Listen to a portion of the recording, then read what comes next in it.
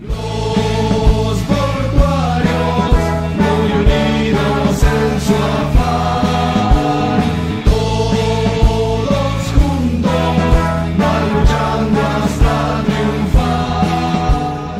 Programa La Base se encuentra junto a Sergio Vargas, ex dirigente portuario, quien amablemente lo recibió en su hogar. Va a contar qué está haciendo en su vida actual Sergio Vargas. Sergio Vargas, ¿cómo estamos? Bien, gracias por venir. ¿Qué estoy haciendo ahora? Estoy, bueno, viviendo en el campo. Primero lo que marca ya una retirada. Y, y ya retirado del puerto, ¿no? Eh, que quede sentado, que obligado a salir del puerto, no porque yo haya querido retirarme, sino que obligadamente tuve que salir del puerto. Y no se me abrió ninguna posibilidad laboral en ninguna parte. Ningún puerto de Chile, por supuesto, estaba como en las listas negras de los puertos en Chile. Bueno, en Chile, en los puertos chilenos existen listas negras para los trabajadores. Por supuesto que los dirigentes encabezan esas listas negras. Sergio Vargas, vamos al inicio de su carrera en el puerto. ¿Cuándo usted y en qué función ingresó al puerto? Yo ingresé en el 83, si mal no recuerdo. Y era un movilizador. Era un movilizador del... Y este famoso bichito por ser dirigente. No, yo creo que el ser dirigente nace como una necesidad que había en el momento en el puerto. En el 99, 2000, cuando se van todos los viejos, entre esos viejos se van los dirigentes. Y los sindicatos quedan descabezados. Y había que hacerse cargo. Y como igual había un bagaje político, bueno, lo que aprendí ahí lo aproveché y más que nada con un afán también de poder ayudar, de poder servir. O sea, no podéis pasar por esta tierra sin hacer nada.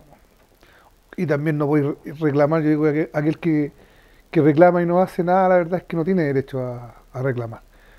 Por último, como le decía yo a mis compañeros, ¿sabéis que cuando me muera o cuando me esté muriendo, sabéis que bueno, hice algo? No pasé por este mundo así sin hacer nada o puro hablando. Entendemos que cuando uno se entra dirigente, estas cosas tienen costos familiares, laborales, personales. ¿Qué nos puede hablar de eso? Lamentablemente los costos trascienden, ¿eh? Lo trascienden a uno mismo. Los costos familiares, el ser dirigente, yo creo que de todo índole sindical requiere de prácticamente un 100% de dedicación. Yo siempre decía a los dirigentes más jóvenes, a los que iban llegando, que de repente podéis tener 1000 reuniones, 1000 encuentros durante el año, y de esos 1000 te va a servir uno solo. Uno. El problema es que no sabéis cuál es el de los 1000 el que te sirve, entonces tenéis que ir a todas. Tenéis que ir a todas. Y por supuesto que eso tiene un desgaste familiar. Hay cosas que se van resintiendo, los hijos crecen y esas cosas no se devuelven atrás. Así que tiene su costo, pero igual tiene su beneficio. El hecho de sentirte útil, de poder ayudar de alguna forma, la forma en que tú conoces a un semejante, yo creo que es gratificante. Esa parte es como la esencia de ser dirigente, pienso yo. Recién usted habla de los dirigentes que se habían ido y habían dejado ciertos espacios. ¿Qué nos puede mencionar sobre esos dirigentes que se fueron y la negociación que ellos llegaron antes de que ustedes negociaran con el gobierno? Bueno, la verdad es que se dijo que era una negociación pobre, o sea, de hecho, nosotros sin ser parte de la gente que se iba, ¿cierto? En su momento levantamos la voz y dijimos que no era la mejor condición para retirarse del puerto, porque en el fondo lo que se consiguió con eso fue un grupo muy importante de cesantes en San Antonio. Hay un montón de ex trabajadores portuarios que están botados, no tienen absolutamente nada, viven de la caridad prácticamente. Se le echó a la calle sin saber hacer nada más. ¿Y cuánto? ¿8 millones de pesos? O sea, muy parecido a lo que pasó en Lota con los mineros. Entonces salieron esas famosas microempresas de Cercotec que eran en el fondo un tongo para hacer legal el hecho de entregarle dinero a los trabajadores. Entonces por 8.000 pesos, o sea, por 8 millones de pesos dejaron de trabajar. Digo, no, o sea, nunca estuve de acuerdo y nunca ha sido una de las peores negociaciones que se han hecho en los últimos tiempos en los puertos en Chile. ¿Usted cree que el gobierno tendría que hacer seguimiento a las personas porque tirarlas a la calle sin prepararlas, sin hacer nada, es casi matarlas? O sea, los están matando de hambre. O sea, hoy día hay muchos viejos que se han muerto y no tienen pensión, no tienen absolutamente nada. Eh, no, yo creo que esto, en el fondo, esto que pasó con los portuarios demuestra, ¿cierto?, lo que es el sistema en el que estamos viviendo. O sea, hoy día eh, este es un sistema cruel y despiadado, y sobre todo con los trabajadores. A las empresas les da lo mismo irse, al gobierno le da exactamente lo mismo dejar tirados a los trabajadores.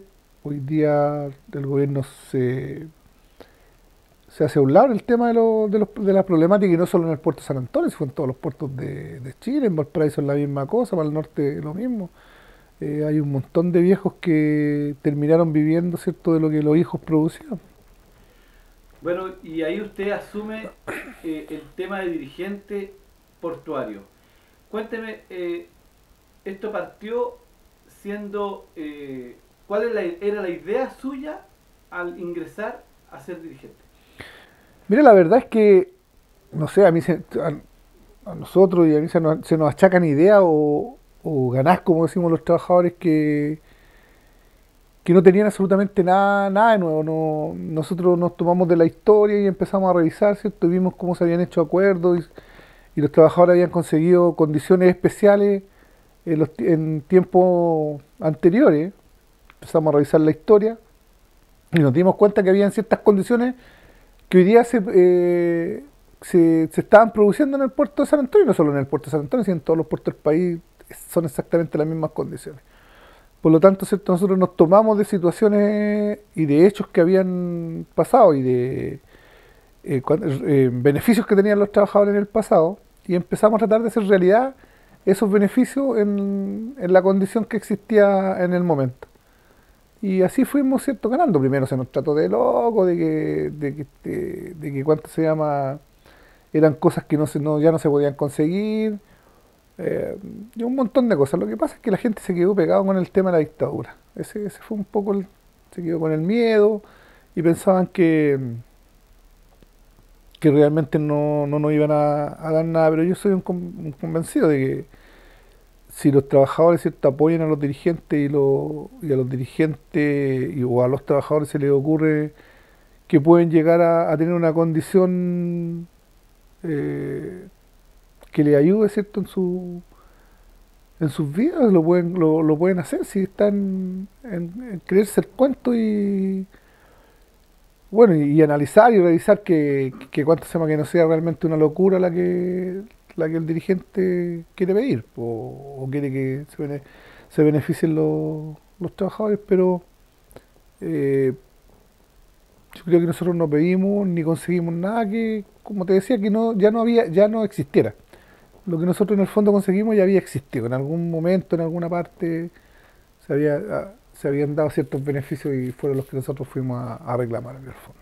Nosotros somos medio de San Antonio y entendemos, sabemos, fuimos testigos de la lucha de ustedes. 45 días, 43 días de paro. Yo creo que no, sí, ese es un paro histórico, ese es un paro de locos, como decían muchos, pero ese es un paro que va a pasar a la historia, es un paro que marcó diferencia con todos los paros nacionales, por lo menos que yo tenga conocimiento. Creo que por ahí la gente en Porsche alguna vez hizo un paro parecido en lo que trascendió, en lo que es lo que generó ese paro. Ese paro tuvo muchas particularidades. Primero fueron una cantidad de días que hacía muchos años que no se producían en el país. De hecho, nunca los puertos habían estado parados tantos días, aunque aquí era solamente un sitio en un puerto específico que era San Antonio. Con unos trabajadores con una convicción, ¿cierto?, de que estábamos pidiendo lo que correspondía y que lo íbamos a ganar. Te decía que jamás nosotros los dirigentes no nos imaginábamos, ¿cierto?, primero que íbamos a resistir tantos días y que íbamos a tener el apoyo incondicional de los trabajadores. Ahí, esa vez tuvo el espigón completo, o sea, trabajadores contratados y eventuales todos volcados en una sola lucha. Entonces, ya ahí marcó un hito. O sea, que los trabajadores contratados estuvieran a la entrada del puerto junto con los trabajadores eventuales, ya eso marcaba un hito. O sea, era algo que no se había visto. Después, la disciplina del movimiento en sí. Una cosa pero espectacular, o sea, una disciplina que los mismos carabineros en algún momento, a mí me gustaría tener, un capitán de carabineros me dijo, a mí me gustaría tener gente tan disciplinada como la que tenés tú, en el sentido de que obedecían a los dirigentes, ¿cierto? Los dirigentes eran los que mandaban en el paro, ellos sabían lo que se hacía, cuándo se hacía y cómo se hacía. Entonces ya eso marcaba otro hito. 45 días, un movimiento en que teníamos tomado un muelle, porque nosotros no teníamos derecho a paro, en que teníamos tomado un muelle en donde no se lanzó una piedra. Marcaron el hito que en algún momento dijeron los dirigentes, ¿saben qué? Se quedan los dirigentes solamente en el paro y los trabajadores se van a sus casas. Y aquí no va a entrar a trabajar nadie. O sea, se quedaron los dirigentes. Al otro día, ¿saben qué? Nos vamos todos por la casa y dejamos el muelle solo porque aquí no va a entrar a trabajar nadie. O sea, esto ya no tiene vuelta. Yo creo que ahí el gobierno, ¿cierto?, entendió, esta cosa va para más, porque en algún momento, ¿cierto?, se me preguntó a mí que cuánto podía durar el movimiento. Entonces yo me atreví a decir que 3 meses y a los 3 meses estudiábamos lo que seguíamos haciendo, cuántos meses más íbamos a estar parados. Porque existía la convicción de que podíamos hacerlo. O sea, en algún momento dijimos, cabrón, que íbamos a pasar el mes y mucho más del mes. Se dio otro hito que nos pilló la Navidad y el Año Nuevo parado en el puerto. Y el día primero a las 8 de la mañana estábamos negociando con el gobierno, con un negociador profesional que había mandado, que contrató el gobierno. Y el viejo casi se fue de espalda cuando vio llegar a todos los dirigentes, porque se dio la orden, ¿cierto?, el día 31, esperar las 12, y de ahí se van todos a retirar. Nadie con copete, aquí nadie va a llegar curado, ni porque estaba celebrando, ni nada, y todos afeitados y bien bañados. Tenemos que estar presentables, dar una muestra, ¿cierto?, de que estamos enteritos y que tenemos para rato. Y se hizo. Después el negociador me lo comentaba, me decía, bueno, o sea, al llegar ahí el día primero a las 8 de la mañana y que estén todos ustedes esperando para entrar a negociar, no, y ahí la cosa, dijimos, esta cosa hay que llegar a un acuerdo porque con estos viejos estábamos jodidos. Y logramos llegar a un acuerdo, tal vez para muchos no sea el más satisfactorio, pero logramos una indemnización que para nosotros, impensable, o sea, 15 millones de pesos, que la ley, ¿cierto?, y todo el mundo decía que no tenían por qué recibir. O sea, estaban vendiendo haciendo un negocio, que era lo que decíamos nosotros, con un bien que era de uso público, con un bien que era del Estado de Chile, y nosotros somos parte de este Estado. Por lo tanto, nosotros decíamos que teníamos que tener, o teníamos el derecho, ¿cierto?, a recibir algún tipo de compensación, mitigación, o como quisieran ponerle, por la venta del espigón. Lo que también marca esa negociación o ese paro, un hito distinto, es que se negociaron ciertos beneficios económicos que no estaban vinculados a la salida o al retiro de los trabajadores del puerto. O sea, le daban un beneficio solo por el hecho de pertenecer al espigón de San Antonio. Y eso marcó otro hito. Los trabajadores siguieron trabajando, siguieron sus lucas para las casas y seguimos trabajando. Entonces, Algo histórico que ustedes hicieron, pensionaron trabajadores que trabajaban por turno.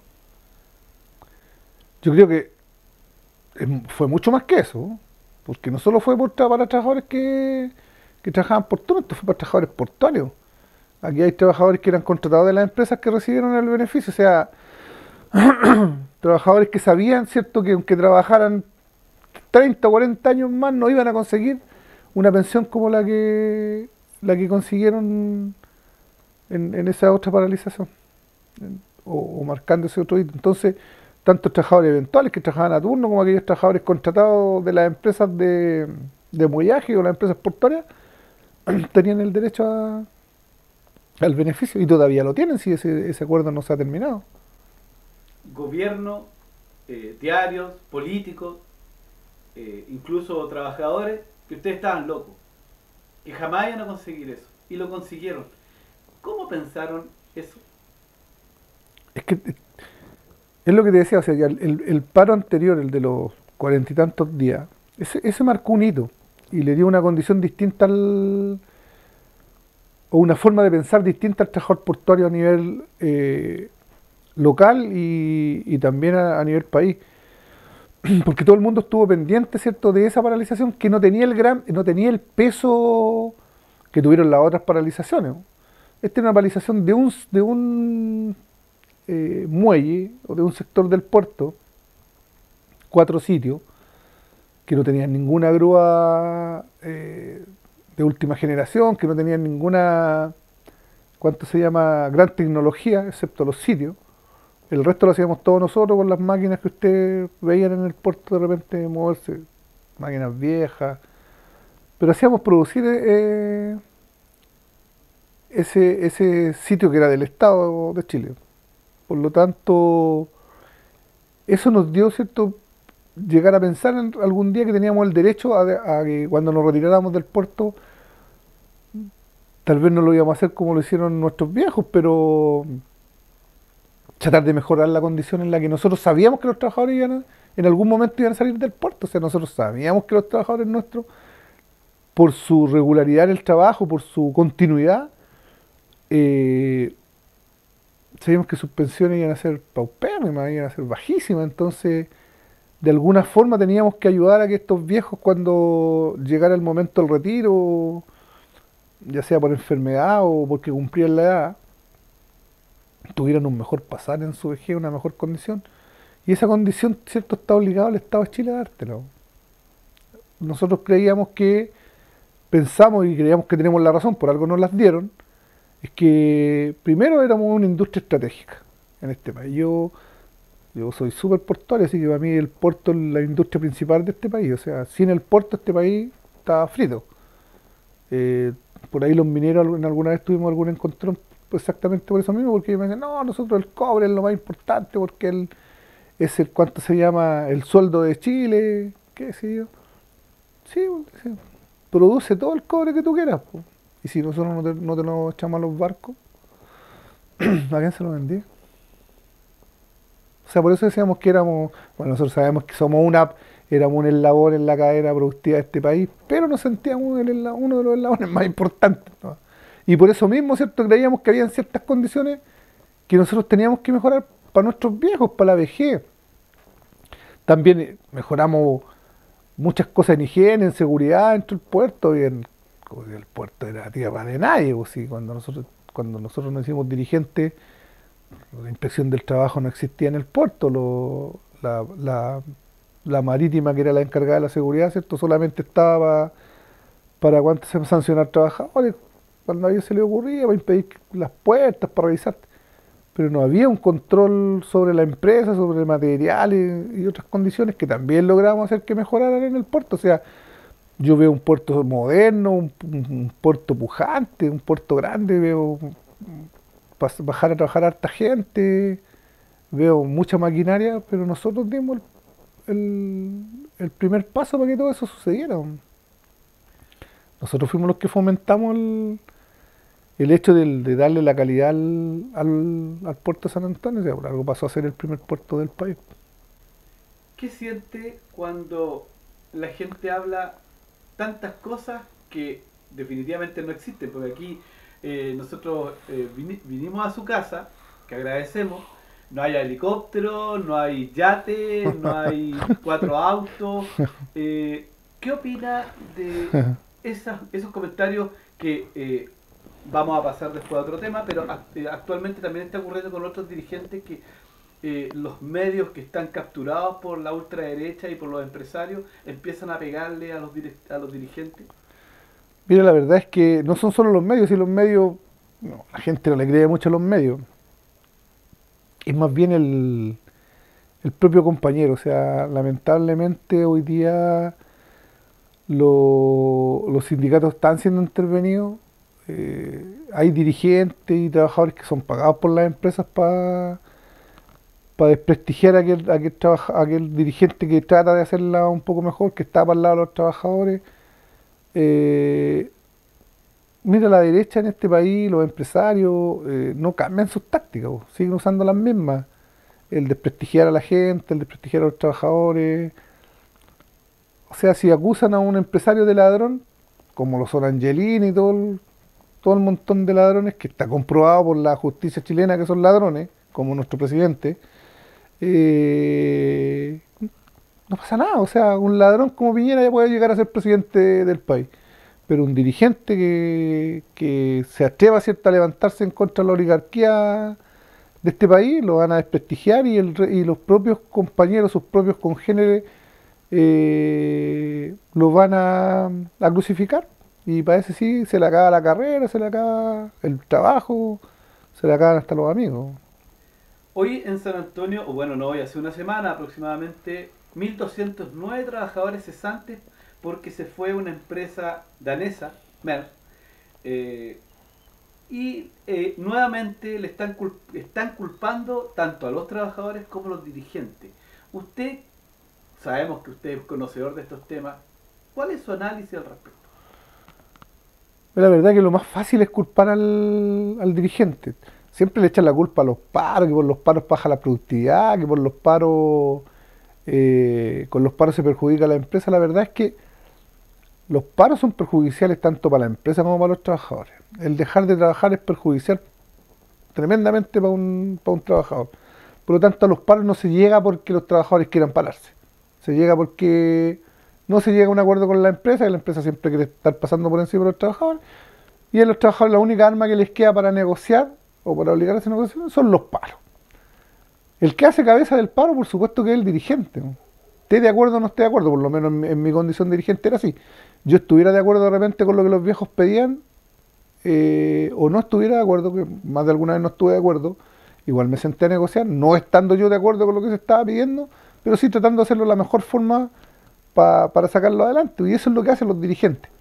Y lo más fácil, ¿cierto?, para el empresario es, aunque acá no lo dijo el empresario, Mer no lo ha dicho. Yo lo he escuchado incluso hasta del ministro del Trabajo decir que los trabajadores con sus paros y con sus pedidos desmedidos, ¿cierto?, hicieron que Mer se fuera. Yo tengo una idea totalmente distinta. O sea, Mer se fue porque se tenía que ir, ¿no?, porque se le acabó el negocio, porque el Estado dejó de meter lucas. Primero, también tengo una visión con respecto a Mer, que nunca entendí por qué Mer llegaba a Chile, ¿ya? Cuando sabíamos que las condiciones en Chile iban a ser muy distintas a cualquier condición que tuvieran en cualquier país del Asia. Nunca entendí el negocio, yo no sé mucho de negocio, pero nunca entendí el negocio de Mer en Chile. O sea, si el 99% de la producción de Mer iba al Asia, ¿por qué lo hacían en Chile? ¿Por qué no lo hacían y se ahorraban el flete? Entonces ahí hubo un negocio, hubieron platas del Estado, ¿cierto?, que nunca vamos a saber qué pasó con ellas, porque aunque haya comisión investigadora, nunca vamos a saber qué fue lo que realmente pasó. Pero aquí los daneses no perdieron ninguna luca, nada, cero. Los daneses ganaron mucha plata en Chile porque el Estado chileno puso lucas en esa empresa. Entonces se fueron por una condición de mercado, nada más. Y así ellos lo dijeron, y es verdad lo que ellos dicen. Es una condición de mercado, hay más oferta en el mercado, más barata, los chinos se están metiendo. Pero Mer no perdió lucas, y Mer se va con su planta. Pueden dejar esta planta botada acá y van a armar una planta en el Asia, otra más. Usted que tuvo la ocasión de negociar con los gobiernos de la Concertación y con los gobiernos del gobierno de derecha anterior de Piñera, O sea, ¿Qué nos puede hablar? ¿Cuál es su experiencia con esos dos tipos de negociación? ¿Son muy distintas? Son distintas. Entre gobierno y gobierno son distintas. Depende mucho de la gente que esté asesorándolo. A mí me tocó negociar siempre con el gobierno, con Ministerio de Transporte y Ministerio de Trabajo. Entonces dependía mucho de... Nosotros estábamos ligados a esos dos ministerios, aunque los puertos, ¿cierto?, lo cruzan, si tú sabes, 10 ministerios tienen que ver con los puertos en Chile, entonces es medio complicado. Pero los principales son transporte y trabajo. Y me tocó negociar con los dos ministerios. Y dependía mucho de la gente que llegaba a asesorar. Habían unos que eran más políticos, entonces tenías que tener otra llegada, habían otros que eran más técnicos.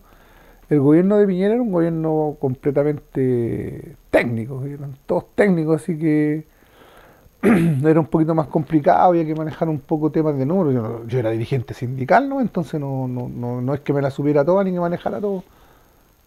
Pero, pero en el fondo, el, lo que te queda, la experiencia que te dije, es que haber negociado con uno o con otro es en la forma es distinto, pero en el fondo es exactamente lo mismo, porque todos los gobiernos que han venido después del regreso a la democracia, exceptuando de Patricio Elwin, que fue un gobierno más corto y con otra condición distinta, veníamos saliendo de la dictadura recién a 4 años. Para ese gobierno fue un poquito más político, más complicado. Pero el resto de los gobiernos, desde ahí en adelante, responden única y exclusivamente a la oligarquía de este país. Entonces, por eso te digo, con tintes distintos, pero en el fondo eran gobiernos completamente de derecha. Eran gobiernos de derecha con gente de izquierda. Medio fascista el gobierno, los gobiernos en el fondo. Unos con la mano más dura, otros trataban de ser un poquito más políticos, pero en el fondo todos respondían a lo mismo, o sea, todos trabajaban para el patrón, todos trabajaban para el patrón. Entonces termináis negociando, o sea, con un gobierno político, pero que le respondía a un patrón que era el que ponía las lucas. Y que después nos fuimos dando cuenta, o sea, Soquimís y otro un montón de lucas que uno sabe que pasaron por ahí para distintos personeros de este país. Y, bueno, y eso en el fondo es lo que se tiene que ir bancando el dirigente sindical, o sea, negociar con esa gente que tú sabes que está negociando para el patrón, es complicado. Entonces, su opinión sobre la ley de puertos.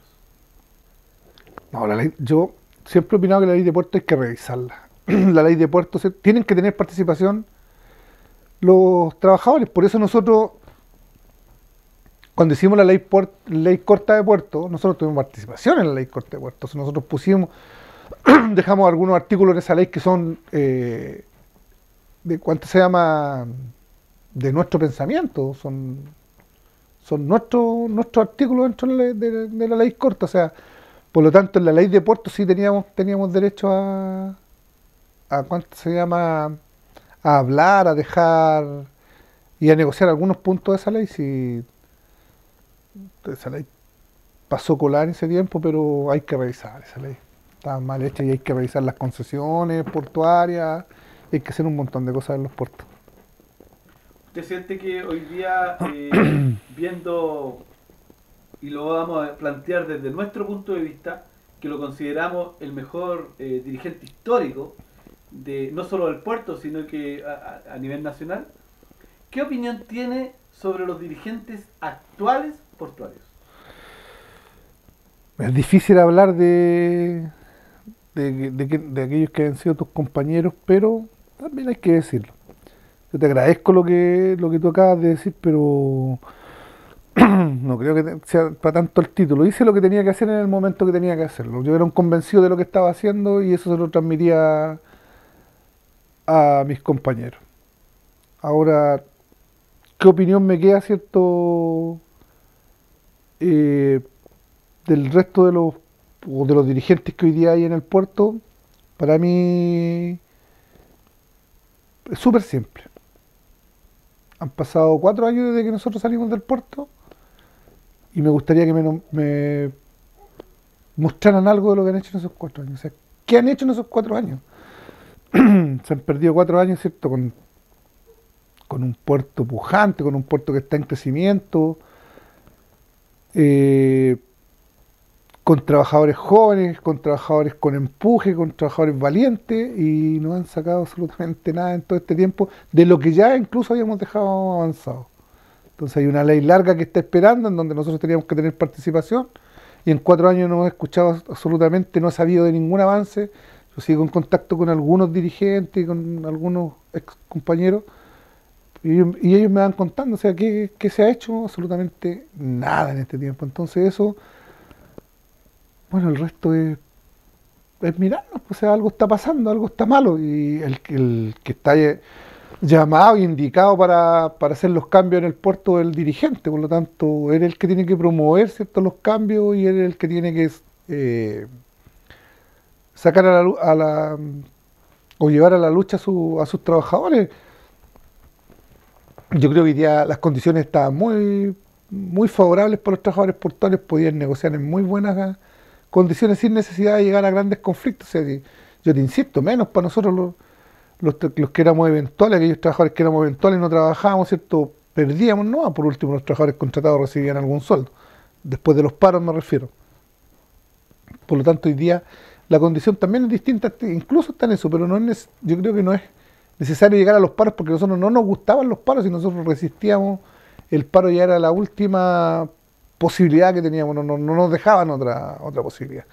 Por lo tanto, pero hoy día las condiciones son distintas y los empresarios están obligados a sentarse a conversar con los trabajadores, y sobre todo en los puertos. El problema es que yo no sé realmente qué está pasando con los dirigentes portuarios, que ni siquiera los veo levantar la voz apoyando a sus compañeros hoy día de MER, ¿cierto?, que se quedaron sin trabajo. O sea, no vi, no escuché, no leí absolutamente ningún comentario de algún dirigente portuario.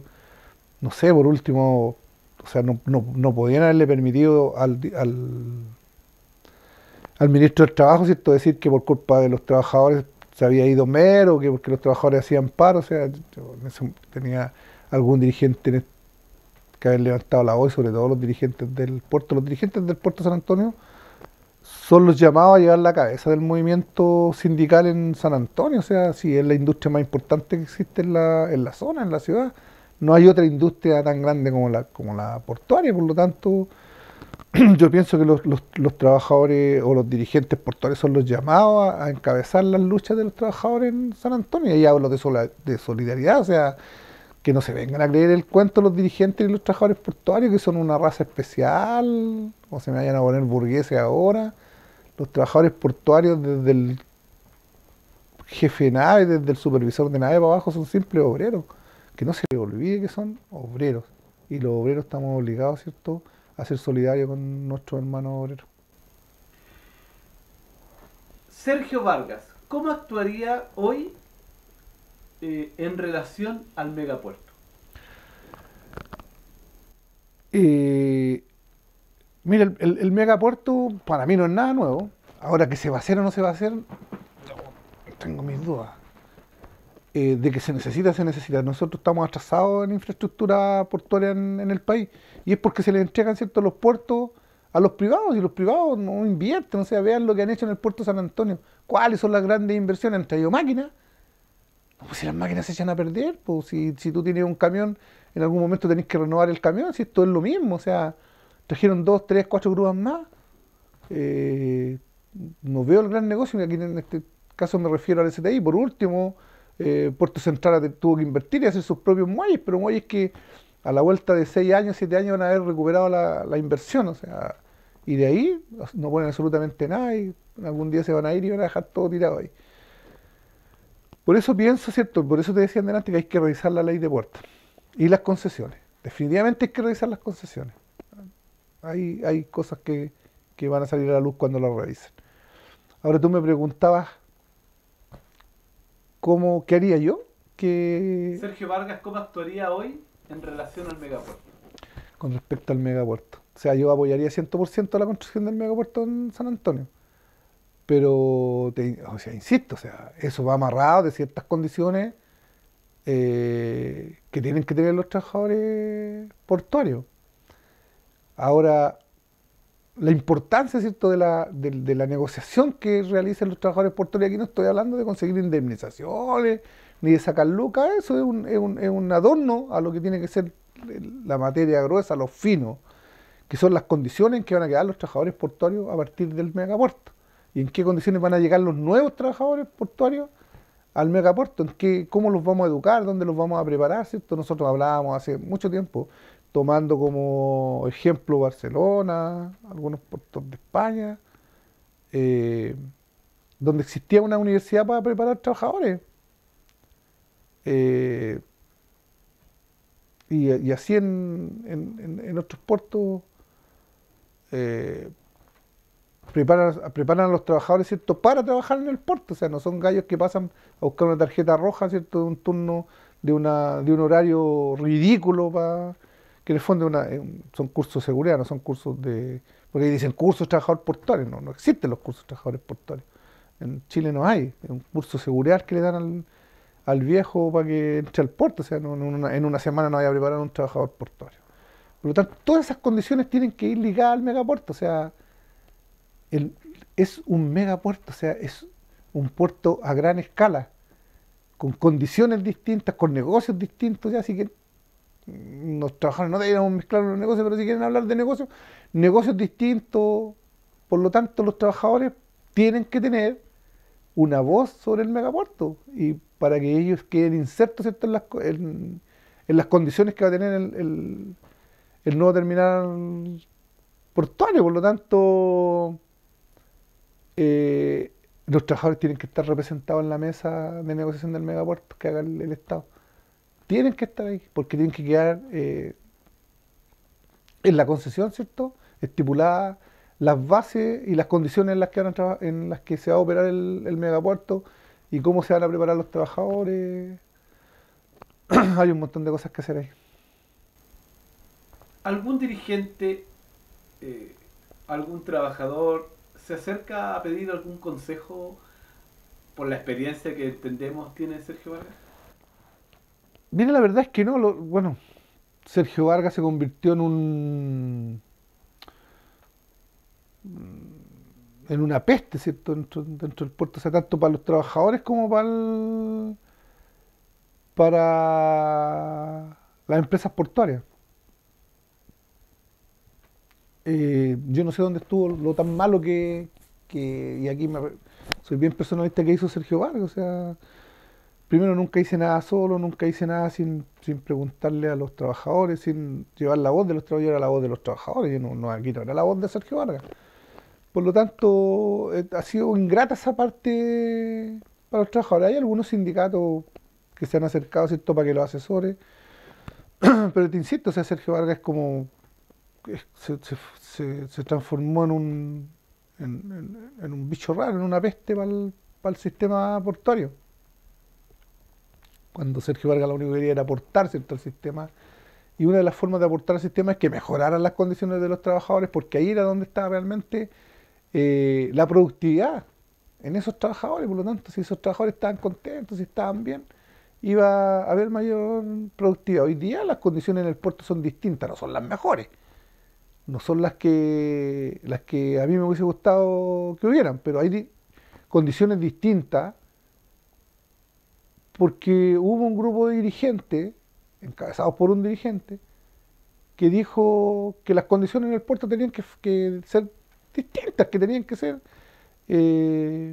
mejores condiciones para los trabajadores. Y hoy día los trabajadores, cuando yo iba a trabajar al puerto, el que más tenía, un compañero tenía una bicicleta. Hoy día tú vas al puerto, el puerto está lleno de autos. O sea, les cambió la vida a los trabajadores, pero no les cambió porque a las empresas se les ocurriera cambiársela, porque a la empresa no se le ocurre absolutamente nada. O sea, por la empresa todavía no estaría pagando a tonelaje y 50 pesos la tonelada, si no hubiésemos reclamado y hubiésemos peleado cuando había que pelear.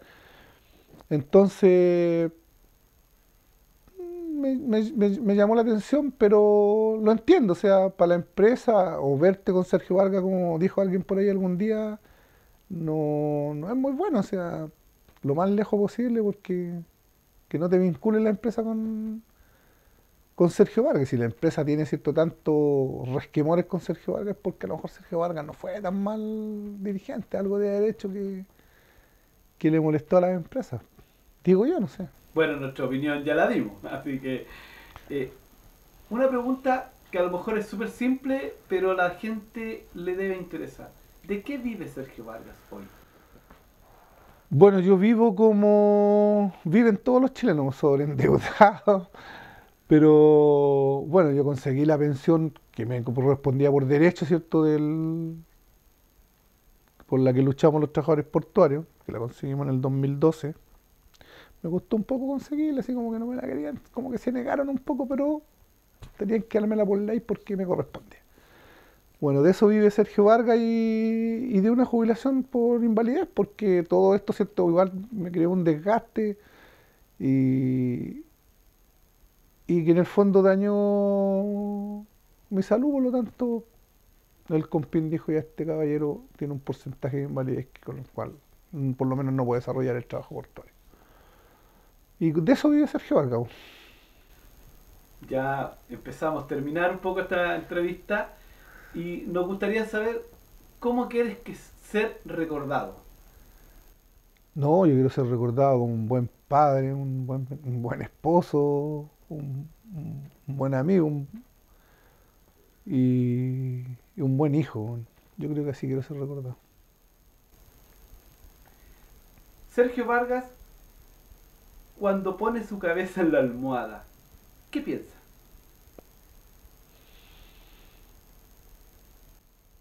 Bueno, hay tantas cosas en que pensar, pero duermo tranquilo, así que pienso en cómo votar este modelo económico que es tan cruel con los trabajadores, sobre todo con los trabajadores. Pienso en cómo votar este sistema previsional que tiene este país que es aberrante, o sea, que lo único que hace es mandar a los trabajadores a la indigencia, que, que hace que los trabajadores, ¿cierto?, después de haber rendido toda una vida, terminen, ¿cierto?, viviendo la caridad de los hijos, de algún familiar, porque en eso terminan los trabajadores con este sistema de previsión chilena. Entonces, pienso en cómo votar este modelo, y a las finales, ¿cierto?, hay una sola respuesta, y la respuesta está en que es posible, ¿cierto?, votar este sistema, más que hacerle reformas, como dicen algunos, votar el sistema porque este sistema hay que sacarlo de raíz. eh, y pienso que es posible con la unidad de los trabajadores, con la solidaridad de los trabajadores. Pienso que los trabajadores pueden hacer lo que ellos quieran, si se lo proponen. Eh, bueno, y ahí están los dirigentes llamados, ¿cierto?, a ser la cabeza de esos movimientos, a plantear un poco hasta con locura, si no importa que te digan que estáis loco, pero si tú estás convencido, ¿cierto?, de que el sistema hay que votarlo y de que hay ciertas condiciones para votar este sistema, es porque la hay y es porque se puede hacer. Y por lo tanto está ahí llamado a encabezar ese movimiento, pero este movimiento tiene que salir de los trabajadores. Cuando usted mira atrás, ¿qué cambiaría? ¿Y qué volvería a repetir? ¿Qué cambiaría y qué volvería a repetir? Buena pregunta. Volvería a repetir, ¿cierto? Se nos dijo en algún momento que San Antonio era un puerto solidario, ¿cierto? Y que no íbamos a paro de repente por condiciones que se estaban dando en otros puertos en el país. Eso no lo cambiaría nunca. Me hubiese gustado que hubiesen dicho que San Antonio era aún mucho más solidario, no solo con los trabajadores de los puertos, incluso los puertos de otros puertos del país, sino que me hubiese gustado también que hubiesen dicho que los trabajadores portuarios de San Antonio eran solidarios con el resto de los trabajadores de San Antonio, que los trabajadores portuarios hubiesen ayudado, y que todavía lo pueden hacer, al resto de los trabajadores de este país, de esta ciudad, que tienen menos fuerza, ¿cierto?, hacer más fuertes sus negociaciones. Eso me gustaría, que sucediera, ¿cierto? Y una de las cosas que no borraría, el que dijeran que los trabajadores sanantoninos eran solidarios con el resto de los trabajadores de este país. Y cambiaría, ¿qué cambiaría? Yo creo que una de las cosas que cambiaría y que me molesta hasta el día de hoy fue la privatización del Espigón de San Antonio. Yo creo que eso, aunque sabíamos que era una lucha muy difícil para nosotros solos, eh, y como te decía, yo recibía órdenes del resto de los dirigentes o de las bases de los sindicatos, por lo tanto de repente hice negociaciones que, aunque no estuviera de acuerdo, la hice porque era el que representaba a los trabajadores y traté de hacerlo de la mejor forma posible. Y una de las negociaciones que no me gustaron fue la licitación del espigón de San Antonio. Eso lo intentaría darlo vuelta si es que pudieran, si es que se pudiera hacer. Una cosa que ya no tiene vuelta. Bueno, agradecer que usted nos reciba tan amable en su casa y a esta hora. Y ahora le dejamos los micrófonos abiertos para que usted se dirija no solamente a los trabajadores de San Antonio, sino que al ciudadano común, el de a pie, el que es como nosotros. O sea, bueno, a los trabajadores, y en especial a los trabajadores portuarios, solo decirles, ¿cierto?, que no dejen de ser solidarios, que no se pierdan, ¿cierto?, que, les insisto, son trabajadores, son obreros, no se crean el cuento porque hoy día se pueden comprar un autito que las cosas cambiaron, todos los trabajadores se pueden comprar auto hoy día. Eh, Pedirle a los trabajadores portuarios, ¿cierto?, que no pierdan esa condición de lucha que siempre tuvieron, que hay cosas que hay que arreglar en el puerto que quedaron pendientes y que son los nuevos trabajadores portuarios los llamados a arreglar esas condiciones, a mejorar sus condiciones de trabajo y también sus condiciones cuando terminen su edad laboral. Que piensen que en algún momento va a llegar ese momento, que aunque no nos guste, ese momento tiene que llegar y ellos tienen que estar bien preparados, ¿cierto?, para cuando llegue el momento de retirarse. Es complicado hablar a la ciudadanía de San Antonio, una ciudadanía, los sanantoninos nos volvimos, ¿cierto?, gente demasiado individualista. Yo creo que por ahí está el problema de San Antonio. Por eso en San Antonio hacen lo que quieren con nosotros. O sea, vienen las autoridades, nos construyen un mall donde nosotros no queríamos que nos construyeran, un mall que no deja absolutamente nada. Construyen un mall en cualquier parte de este país, ¿cierto? Y hay un montón de beneficios para la ciudad y arreglos alrededor. ¿Tú viste nuestro mall? Eso representa un poco lo que somos los sanantoninos, por lo tanto, yo creo que los sanantoninos tenemos que darle una vueltecita al switch y entender que somos parte de esta ciudad, que tenemos derechos, que tenemos voz y voto, que tenemos que reclamar, ¿cierto?, por lo que vemos que está pasando en nuestra ciudad, lo malo que está pasando años, ¿cierto? Conversando que tiene que venir una universidad con carrera importante, una universidad ojalá estatal, y todavía no la tenemos. Hace 10 años que escuchaba lo mismo, pero los sanantoninos no nos unimos para nada. Necesitamos un hospital, ¿cierto?, que me parece que ahora están empezando a construir, no estoy muy claro con eso, o no sé qué pasa realmente con eso. Y todas esas cosas se consiguen, ¿cierto?, con nada más que con solidaridad, no hay otra forma, o sea, nos juntamos y solidariamente vamos todos a la pelea, y tener la disponibilidad de luchar por mejoras para San Antonio. Se viene un megapuerto que tiene que estar con una mega vinculada a una mega ciudad, por lo tanto algo tendrán que decir los sanantoninos ahí también. Eso, llamar en el fondo al pueblo a unirse. Están pasando cosas en San Antonio que pasan desapercibidas porque realmente a la gente pareciera que no le importa mucho lo que pasa en San Antonio. Creo que los sanantoninos tenemos que volvernos un poco más sanantoninos y para poder sacar esta ciudad adelante. Muchas gracias, Sergio Vargas. No, gracias a ustedes por venir.